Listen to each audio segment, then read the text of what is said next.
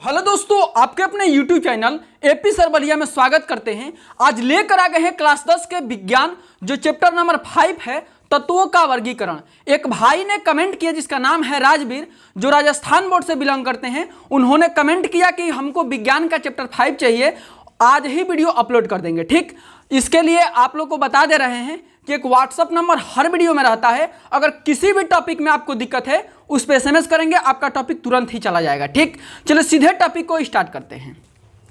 देखिए, पहला टॉपिक है कि आधुनिक आवर्त नियम लिखिए। यह 2011, 13, 15, 16 लगातार टॉपिक आ रहा है, लगातार आ रहा है, इसीलिए इस टॉपिक को लिया है। ठीक, देखिए इसमें क्या लिखना है कि आधुनिक आवर्त नियम के अनुसार तत्वों के भौतिक तथा रासायनिक गुण उनके परमाणु क्रमांकों के आवर्ती फलन होते हैं। फिर से बता दे रहे हैं कि आधुनिक आवर्त नियम क्या है। आधुनिक आवर्त नियम क्या है? तो एक ही बात याद रखना कि भौतिक तथा रासायनिक गुण उनके परमाणु क्रमांक के आवर्ती क्या होता है? फलन होता है। फिर से एक बार कि एक टॉपिक भौतिक और एक टॉपिक रासायनिक। भौतिक तथा रासायनिक गुण उनके परमाणु क्रमांकों के आवर्ती फलन होता है। दूसरा टॉपिक पे चलते हैं।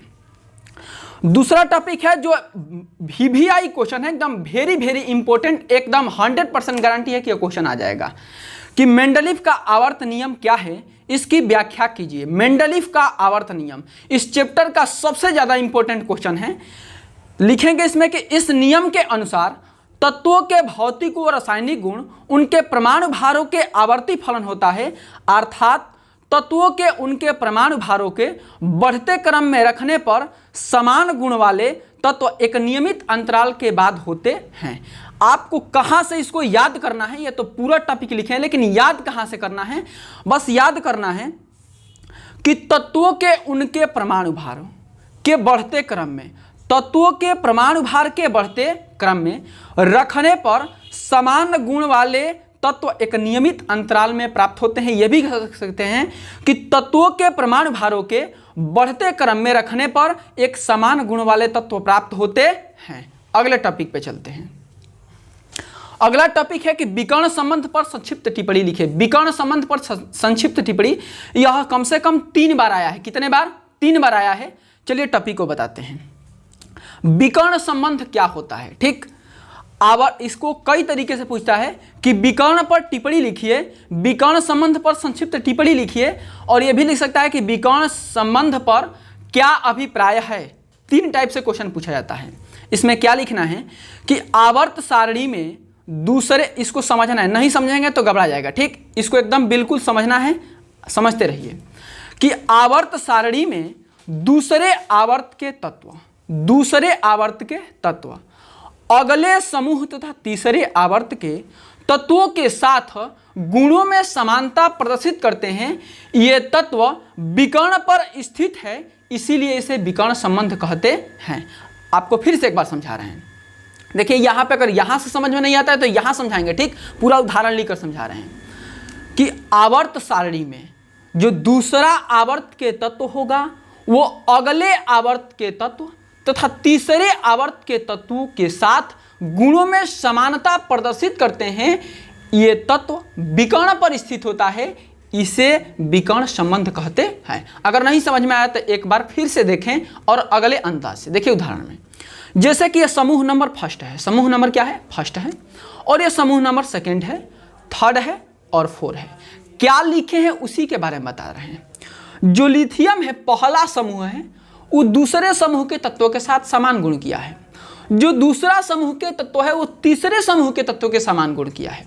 ठीक, वही लिखाए हैं कि दूसरे आवर्त के तत्व, यहाँ पे पहला आवर्त है दूसरे आवर्त के साथ तीसरे आवर्त के तत्व, ये तीसरे आवर्त के तत्व है, इनके साथ गुणों में क्या किया है? समानता प्रदर्शित किया है, इसीलिए इसे विकर्ण संबंध प्रकीर्ण कहते हैं। विकर्ण संबंध कहते हैं। अगले टॉपिक पे देखिए, 4 नंबर क्वेश्चन है कि 17C1 35 का इलेक्ट्रॉनिक विन्यास लिखिए तथा आवर्त सारणी में इसका स्थान भी लिखिए।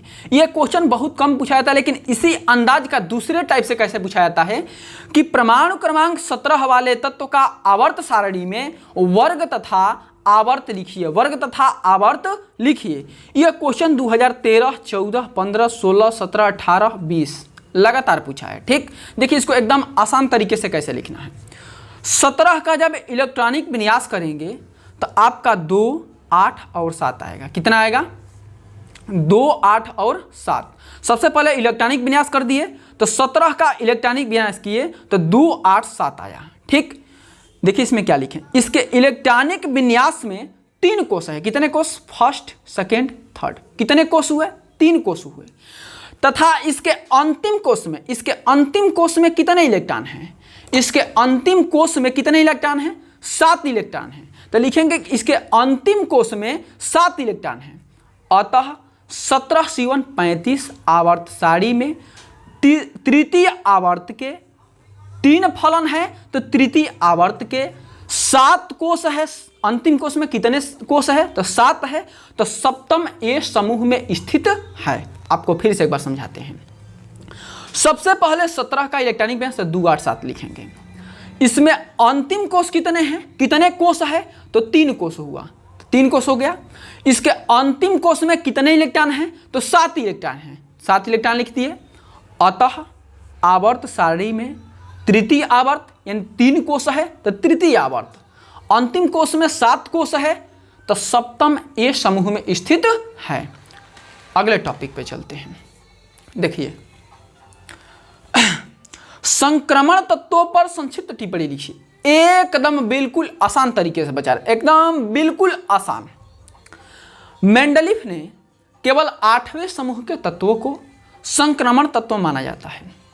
चाहे माना, क्या लिखेंगे कि मेंडलीफ ने केवल 8वें समूह के तत्वों को संक्रमण तत्व माना, परंतु अब दीर्घाकार आवर्त सारणी में इस शब्द का प्रयोग उन सब तत्वों के लिए किया जाता है। इस प्रकार सभी ई आवर्तों, ई वर्गों तथा 8 समूह के तत्व है। अगले टॉपिक, ये VVI क्वेश्चन है। आपको इस चैप्टर से हमको जहां तक उम्मीद है कि 7 नंबर का क्वेश्चन कभी नहीं पूछ सकता। पूछता है तो 2 और बहुविकल्पी में पूछता है, नहीं तो अधिक से अधिक पूछेगा तो 4 नंबर में पूछेगा। इससे अलावा इस क्वेश्चन से, इस चैप्टर से नहीं आता है। ठीक, आपको पेपर में भी कहेंगे तो दिखा देंगे। ठीक, देखिए 6 नंबर क्वेश्चन है कि दीर्घाकार आवर्त सारणी के प्रमुख विशेषताएं लिखिए। दीर्घाकार आवर्त सारणी के प्रमुख विशेषताएं, VVI क्वेश्चन, एकदम वेरी इंपॉर्टेंट क्वेश्चन। इसमें क्या लिखना है विशेषता में? कि यह सारणी तत्वों के अधिक मौलिक गुण यानी परमाणु क्रमांक पर आधारित होती है। इसमें क्या लिखना है कि जो इनके तत्व है कितना अधिक हो रहा है, उनके परमाणु क्रमांक पर यह आधारित होता है। क्या होता है? दीर्घ आवर्त सारणी क्या होता है कि परमाणु क्रमांक में कितना वृद्धि हो रहा है, उसी पर यह क्या होता है? आधारित होता है। ठीक, दूसरा लिखेंगे कि इसमें तत्वों की स्थिति का सीधा संबंध उसके परमाणुओं के इलेक्ट्रॉनिक विन्यास से है। तत्व का कितना इलेक्ट्रॉनिक विन्यास हुआ और कितना जुड़ा, इसी पर यह संबंधित होता है। ठीक, अगले टॉपिक पे चलते। इस चैप्टर का सबसे लास्ट टॉपिक है और ये 2 नंबर में हो सकता है कि पूछा जाए। ठीक, इलेक्ट्रॉनिक विन्यास वाला 2 नंबर में पूछा जाए। इस क्वेश्चन से 2 ही या 4 ही नंबर में पूछा जाएगा, 7 नंबर में कभी नहीं पूछा जाएगा। ठीक, देखिए कि परमाणु क्रमांक 19 का इलेक्ट्रॉनिक विन्यास लिखकर तत्वों का आवर्त एवं वर्ग संख्या तथा संयोजकता बताइए। पहले 19 का इलेक्ट्रॉनिक विन्यास करना है, उसके बाद तत्वों का आवर्त एवं वर्ग भी लिखना है और संयोजकता भी बताना है। चलिए, 19 का जब इलेक्ट्रॉनिक विन्यास करेंगे तो पहला कोष में 2, 8, 8, 1 प्राप्त होगा। ठीक, पहला कोष में 2, 8, 8, 1, 8, 8, 16, 16, 2, 18, 18, 1, 19 इलेक्ट्रॉनिक विन्यास हो गया। ठीक, इसमें कितने आवर्त शामिल है? तो 1, 2, 3, 4 ये लिख दिए हैं, लेकिन समझा रहे हैं पहले कैसे। 1, 2, 3, 4 तो लिखेंगे कि इसमें 4 आवर्त शामिल है। इसमें अंतिम कोष कितना है? तो 2 है, 8 है, 8 है। सबसे अंतिम कोष कौन सा होगा? 1 होगा। तो लिखेंगे कि अंतिम कक्षा में 1 इलेक्ट्रॉन है। जब 4 आवर्त शामिल है और अंतिम कक्षा में 1 है तो सिंपल सा लिखना है कि चतुर्थ आवर्त और प्रथम वर्ग। अगर यही 5 शामिल होता तो पंचम आवर्त और अगर 2 रहता तो 2 वर्ग।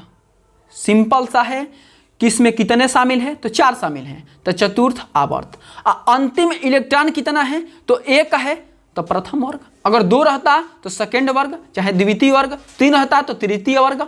इसकी संयोजकता कितनी होगी, 1 होगी। जितनी अंतिम कोश में इलेक्ट्रॉन होती है उतना ही इनका संयोजकता होता है।